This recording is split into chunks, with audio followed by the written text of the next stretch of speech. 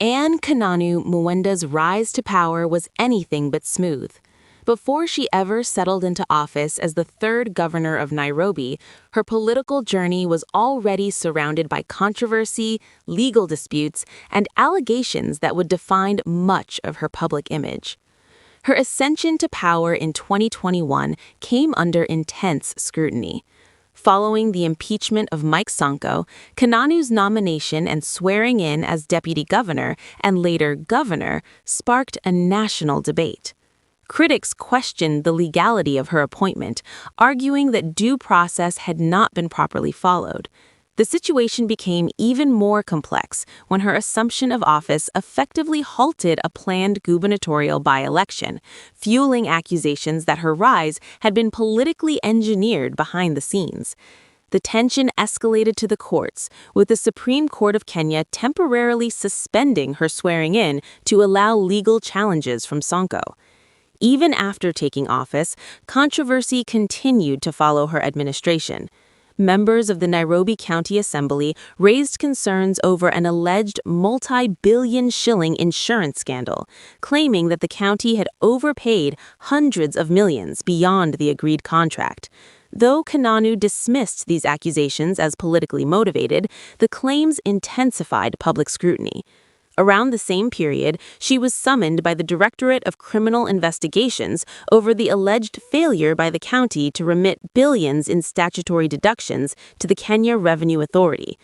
Additional allegations surfaced suggesting irregular procurement practices and kickbacks, though none resulted in formal charges against her. Her tenure was also marked by a public and legal feud with her predecessor, Mike Sonko. After Sonko released a series of controversial recordings, popularly known as the Sonko Weeks, alleging corruption within City Hall, Kananu moved to court and successfully obtained orders barring him from publishing further defamatory content. The battle between the two leaders played out publicly, adding another layer of drama to her time in office. Years later, in 2025, her name resurfaced in legal proceedings involving the Assets Recovery Agency. Investigators scrutinized mobile money transactions linked to her, with court documents indicating that an account associated with her had processed over Kenya shillings 20 million between 2020 and 2024. While this did not result in a conviction, it once again placed her under the spotlight and raised questions about financial transparency. Despite these controversies, Kananu Mwenda's story is also one of persistence and gradual rise through the ranks. Born in May 1980 in Embu County, she was raised in a modest environment that shaped her disciplined and determined character. She began her education at St. Michael Primary School before proceeding to Our Lady of Mercy Girls Secondary School, Magundu, where she completed her secondary education in 1999. Her academic journey would later reflect a strong interest in security and governance. Between 2011 and 2016, she pursued studies in criminology and security management, earning a diploma from St. Paul's University and later a Bachelor of Science degree from Dedan Kimathi University of Technology. She also obtained additional certifications in human resource management and public relations from the University of Nairobi, alongside specialized training in crisis management, aviation security, and emergency response. Kananu's professional career began modestly in the early 2000s. She worked as a customer service representative at Mokir Enterprises before transitioning into a personal assistant role at H. Mogambi and Company Advocates. Her most significant early career breakthrough came at the Kenya Airports Authority, where she served for over a decade as a security supervisor, focusing on quality control and training.